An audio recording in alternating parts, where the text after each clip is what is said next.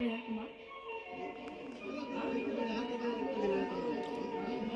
पहले तो सीधा तस्वीरें दिखाता हूँ। देखिए, वन विभाग ने पकड़ लिया है उस भेड़िए को।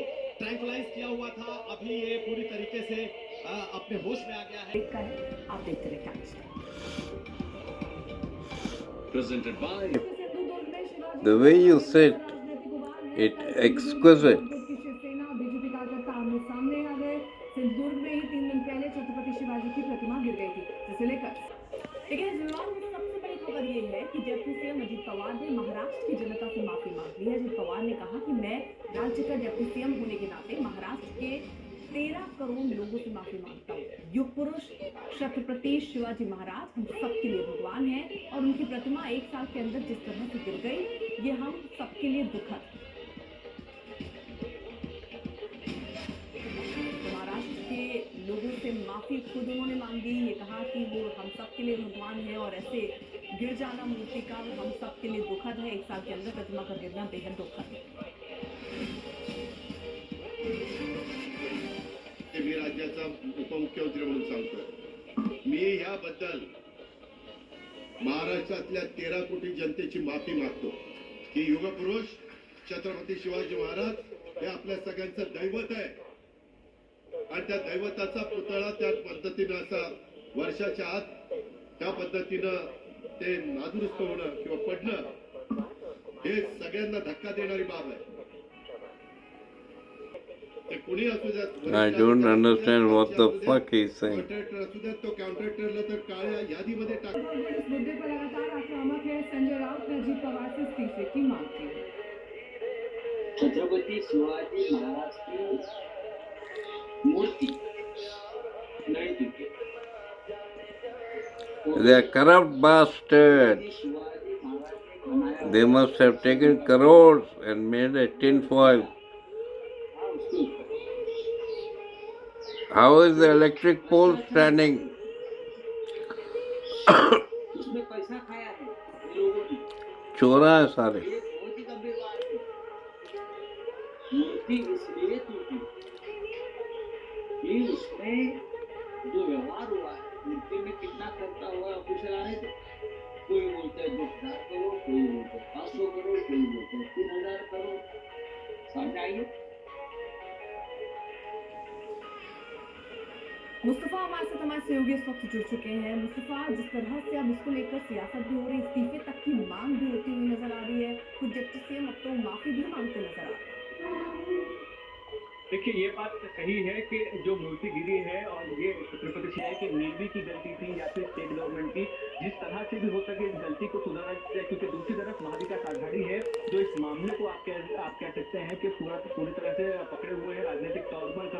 आदित्य ठाकरे वहां पर गए थे। उसके बाद जूते मारो आंदोलन जो है 1 सितंबर को उद्धव ठाकरे, शरद पवार, नाना पटेल ने मुंबई में करने वाले हैं सरकार के खिलाफ। तो कहीं ना कहीं आने वाले समय में They're covering it up. हर चीज को समझना That was a fucking rotten fucking statue. How can it within a year? लेकिन माफी से क्या बात बन जाएगी? क्योंकि जिस तरीके से अभी लगातार मामला क्यों पकड़ता जा रहा है, प्रतिमा पर रण शुरू हो गया है। जो डिप्टी सीएम है वो आमने सामने आ गए हैं संजय राउत के, तो क्या सिर्फ माफी ही काफी है?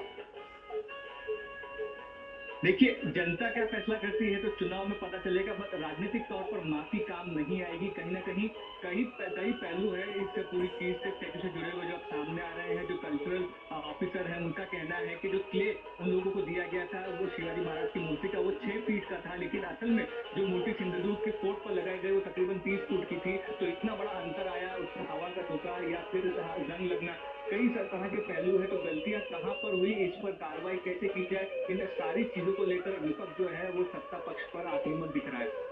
ठीक है, आप रही जरा साथ देखिए। उधर आदित्य ठाकरे ने शिंदे सरकार पर निशाना साधा। आदित्य ठाकरे ने भ्रष्टाचार के आरोप लगाए और पूछा कि आखिर सरकार मामले में गुमराह क्यों कर रही है। दूर पहुंचे, वहाँ हंगामा हुआ तो भड़क गए। यहाँ उन्होंने मीडिया के साथ बदतमीजी। दाव लश्कर, ये भी उर्दू का लफ्ज है. लश्कर is cavalry or infantry. जा रहे हैं। यहाँ सिर्फ ये कह देना कि इस पर राजनीति ना हो, या फिर हम कैसे ये टूटे हम फिर पुनर्निर्माण करवाने के लिए सोच रहे हैं। लेकिन सवाल यही है कि आखिरकार ये हुआ कैसे? क्या कोई वाकई भ्रष्टाचार था, और अगर था तो क्या कार्रवाई के बाद भी सरकार ने कही है? देखिए, आप कह सकते हैं कि एफआईआर जो है इस पूरे मामले में दर्ज की गई है। फिलहाल जो स्कल्प्टर है और एक कॉन्ट्रैक्टर है उसको इस मामले में बुक किया गया है। उनकी तलाश जो है पुलिस कर रही है। स्टेटमेंट रिकॉर्ड करने का काम शुरू है, लेकिन कहीं ना कहीं बंगाल में बवाल लगातार जारी है और इंसाफ की लड़ाई के बहाने बीजेपी, कांग्रेस और टीएमसी बंद का सियासी खेल खेल रही है। कल बीजेपी ने 12 घंटे का बंगाल बंद बुलाया था और अब अगला पूरा हफ्ता बीजेपी धरना प्रदर्शन की तैयारी में है। आज कांग्रेस का भी कोलकाता में प्रोटेस्ट मार्च है और टीएमसी ने भी ऐलान कर दिया है कि वो पूरी ताकत से सड़क पर Miss उतर आएगी। Red Riding Hood.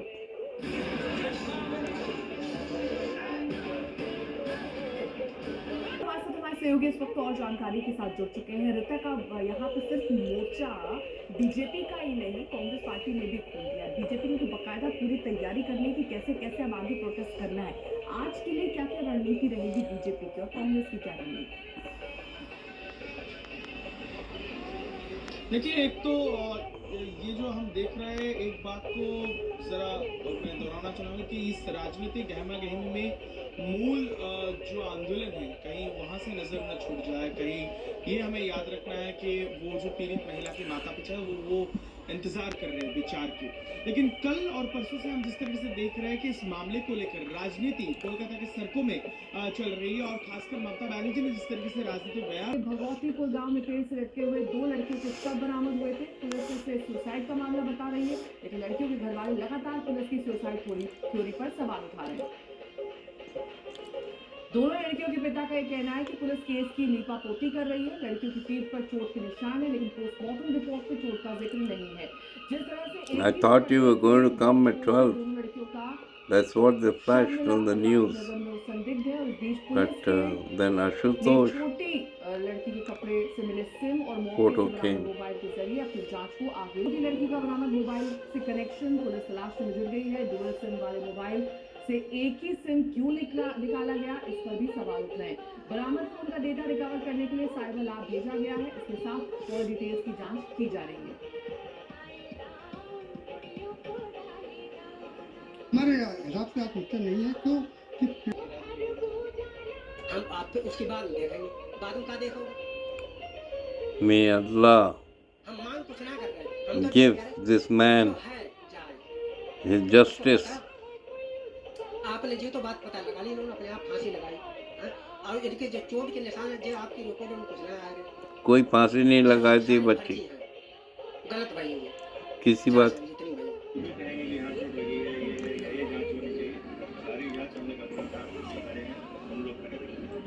ये poor lower caste people have